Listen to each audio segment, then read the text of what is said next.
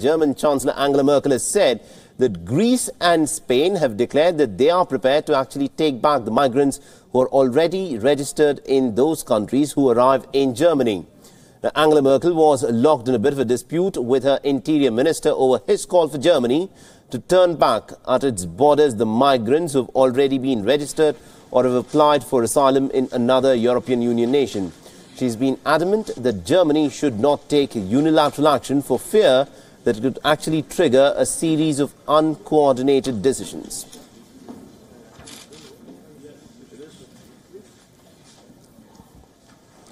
And also at the centre of the deal are migrants arriving by the shiploads on Europe's shores. These numbers are as much as 95% lower than peak figures in October 2015, but that hasn't prevented the migrant crisis from potentially becoming the most divisive issue on the continent. And also a fact that Italy has testified by threatening to pull out of the summit pending a deal on migration, and a deal was finally arrived at by 5 a.m. on Friday. Buonasera a tutti. Come vi è stato già anticipato. However, the deal also leaves many questions unanswered. An agreement was reached on setting up voluntarily controlled centres within and outside of Europe to screen migrants for asylum eligibility.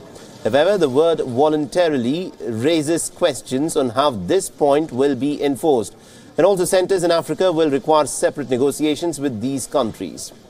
Now, the other question is, of course, on the distribution of refugees amongst the member states and how those whose requests are rejected will be dealt with.